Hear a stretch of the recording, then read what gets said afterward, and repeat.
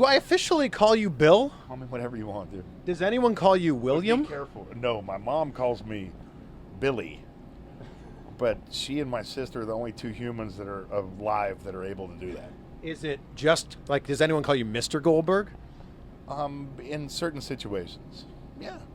Okay, well, I'll just call you Bill if that's okay with you. Bill's cool, dude. Absolutely. We're hanging out in this RV. This is a great charity event. This is Homeland for the holidays. We're here in Miramar, and you flew in just to be part of this event, so it's great to have you here. Firstly, thank you very much, and secondly, it's an honor and a privilege to be here. I mean, I don't even know where to begin, but let's just say that I was evacuated 10 days ago from my house because of a fire that was, that, I don't know, ended up burning 5,000 acres, I don't know, probably 180, 190 structures.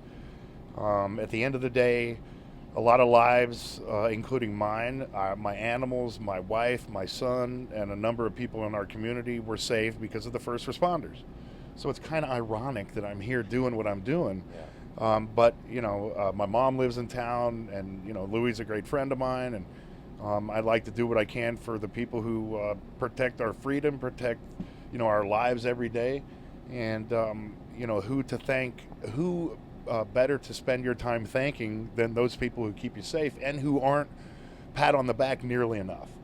Uncle Louie is like a mastermind when it comes to these events too. Like just outside of these doors here, we've got amusement park rides, we've got a DJ, we've got all kinds of food, we've got shave ice, pizza. I don't know how he pulls all this together, and Bill Goldberg's here too. Well, at the end of the day, you got to keep the family happy of the people who are protecting you, right? And you have to show your appreciation, and this day's for them. And, you know, he will stop at nothing to put on a party of epic proportions. And, you know, like I said, he and I are good friends, and this is an event that I would show up to anyway.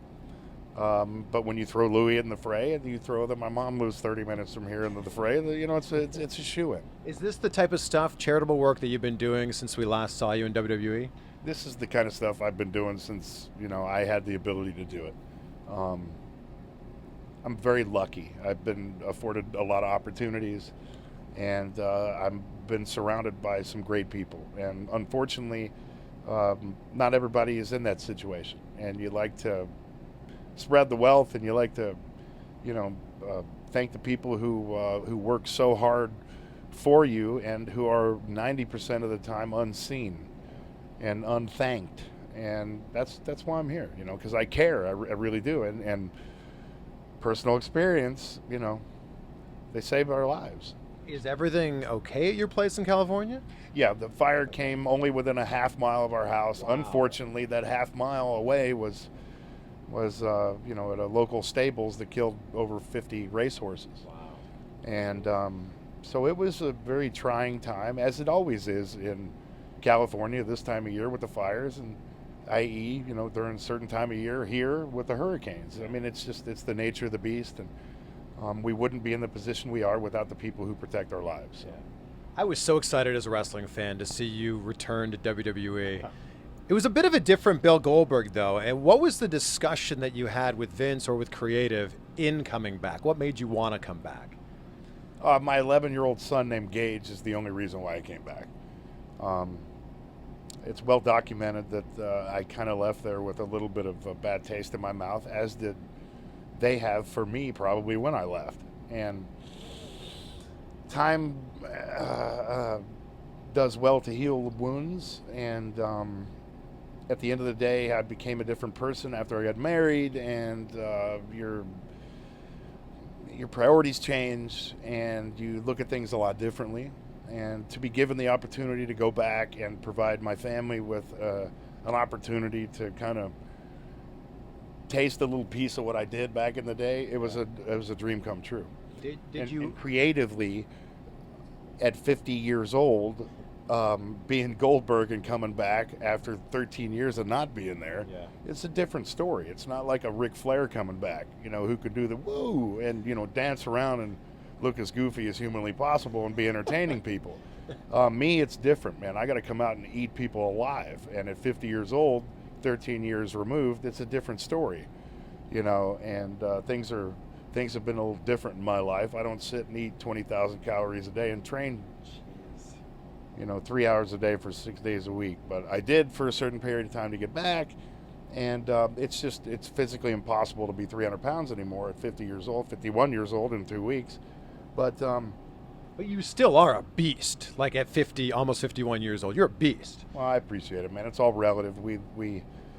I hold myself in a very high standard, and where I am right now comparatively I pale in comparison to what I was. But the reality is that things change, and age has a way of slowing you down a little bit. But at the end of the day, man, I still train 6 days a week, and I spar 3 days a week, and I have a great time, being physical and being that competitor. And I just want to share the excitement of what Goldberg's going through right now. Did you only agree to come back knowing you would get a title run?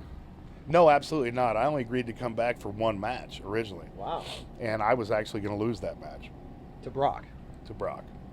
And, the night before, they came to a conclusion that it might be good for me to stick around for a little while. Yeah. For a couple of reasons. And the rest is kind of history. Like I said, I was very lucky to get one opportunity, but to get the opportunity to go back and win the title again and go to Mania. And, I mean, it was awesome, man. I lived it all through my son's eyes this time.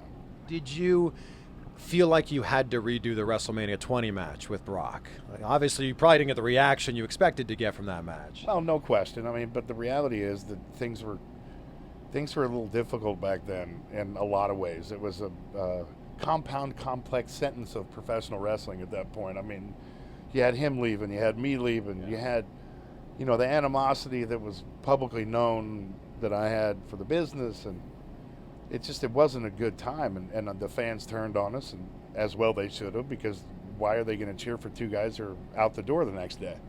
So there was something in the back of our minds. It was not something that we ever spoke about, redeeming ourselves, but we knew as monsters that we didn't get the reaction that we would have liked to. And the reality is, if you look at the match, it was a good match. But it could have been the best match in the world. It went on for an hour, and people still would have hated it because of the circumstances. Yeah. You say you came back and did this run for your son. Is he a massive wrestling fan?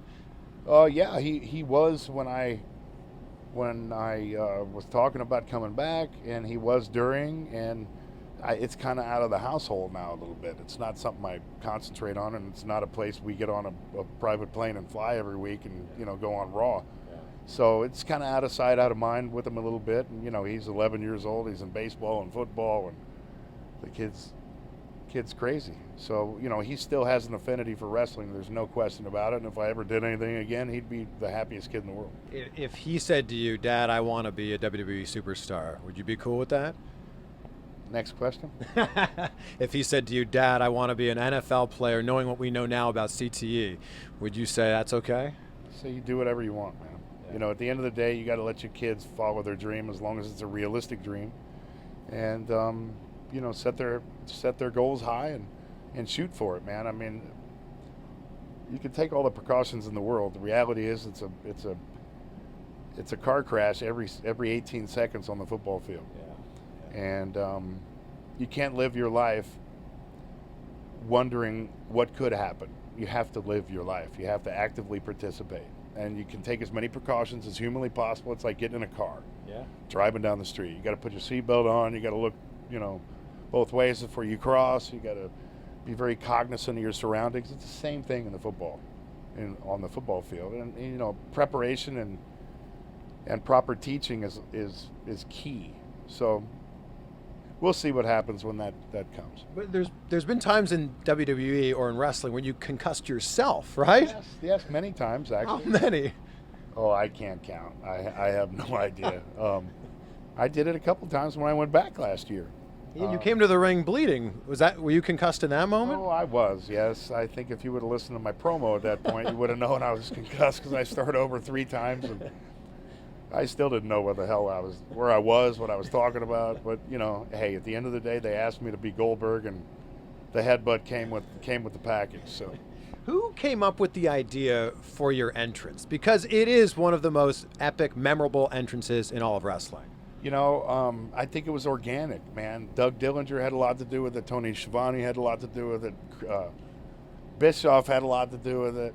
I had a little bit to do with it. I think it was a collective effort, a lot of people in a very organic setting, which means that, it came to be naturally, and therefore it wasn't forced, and therefore that's why I think it went over the way it did.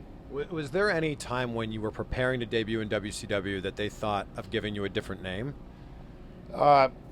There was a time when I was at Universal Studios and we were doing dark matches, and it was right when I broke in and I was getting ready to go out, and they said, well, what do you want to, what should we call you? I said, call me the Hybrid. They're like, the Hybrid? And I'm like, yeah, the Hybrid, like MMA, like football, like just general ass kicking, hey, I'm a jack of all trades. Well, we can't do the Hybrid because if you do merchandise, then it might be an issue with trademark. And I said, man, I ain't going to sell no merchandise. Just call me the Hybrid. Well, we can't do that. Call me Goldberg. Okay. Entrance music, boom, that was it.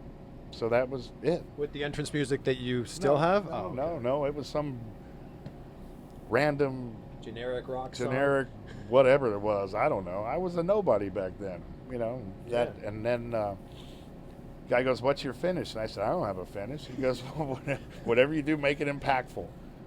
And I looked across the ring and I told my opponent, I said, you trust me? And he goes, yeah. I said, well, then at the end of the match, spread your legs, tuck your chin, and kiss your ass goodbye.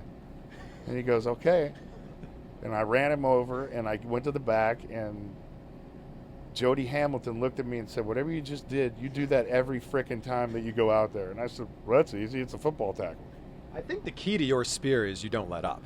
Like there's some other guys in the last 2-3 steps, they kind of let up and do the hug. I'm not going to mention names here, Roman Reigns, but some guys do that. I'm just saying, he went to Georgia Tech and I went to Georgia. They teach how to tackle people at Georgia. Hence, I don't know, them maybe playing for the national championship this year. That's a little, side note. But at the end of the day, man, the football tackle is something for me that I can alter it a little bit. You can alter it a lot a bit, but people come to see me run people over.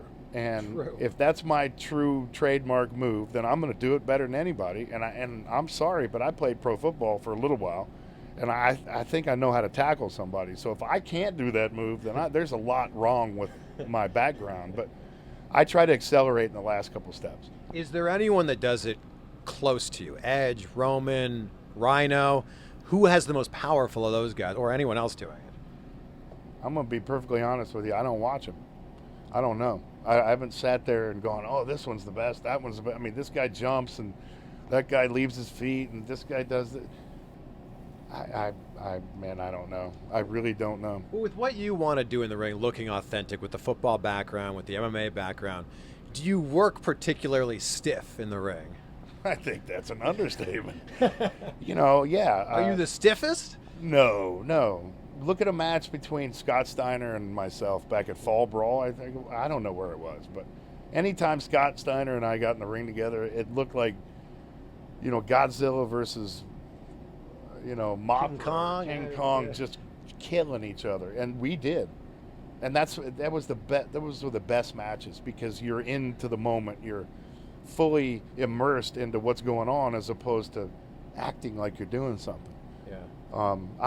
That's what I made my money on. Yeah. I saw an interesting clip. It was backstage at Mania, and you were talking with Undertaker, and you said, "I've never enjoyed the moment." What did you mean by that? There's nothing really more to read into it. I've never enjoyed the moment. Did you enjoy WrestleMania 33? Absolutely. I had the best time of my life. If you look at me going through that curtain, walking down the entrance that was about a half mile long, I was smiling, and I've never done that before.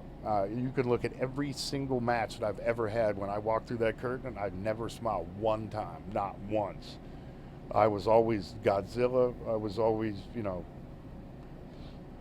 full focused ahead, and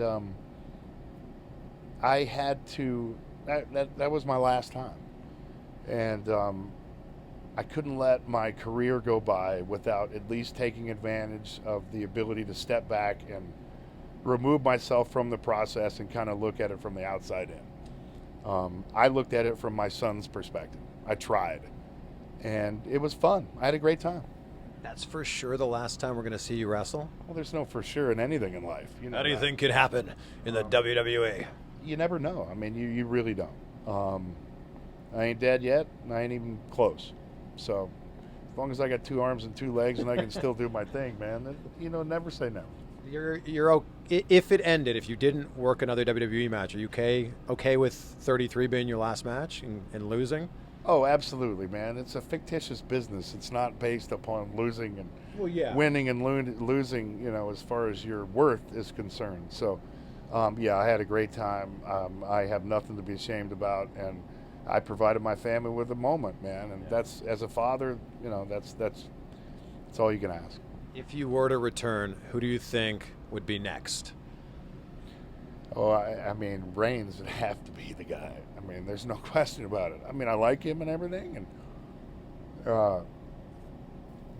yeah, all the comparisons throughout the years. Yeah. And You've been compared to a lot of people throughout the years. The Georgia thing really eats me up. I mean, there's no comparison between the two, and how people could compare us throughout the year. We're 2 completely different people. Yeah. What about the comparisons to Ryback that he was getting? You know, I mean, whatever, man. The comparisons are comparisons. Athletically, he doesn't hold a candle to Roman or I. Yeah. He's more of a robot, bodybuilder kind of looking guy moving around. Yeah. But that doesn't take anything away from him. That's his character. That's what he does. I never met the guy, so I don't think twice about it, to be honest. You are seriously one of the nicest wrestlers I've ever had a chance to talk to. So thank you so much. It's a pleasure to chat with you. I do hope to see you in the ring again, but if 33 was your last match, I was there, and it was a pleasure to be there. I appreciate it, man. It's, you know, man, we're no different than anybody else. Why take life too seriously? And at the end of the day, it's given me the opportunity to help and hopefully put a smile on a lot of kids' faces. So that's my job. I think that's what we're about to do. As soon as you get out of here, I think there's going to be a lot of smiles. It's about to hit the fan. Let's do it. All right, Bill, thank you so much. My pleasure. You're awesome.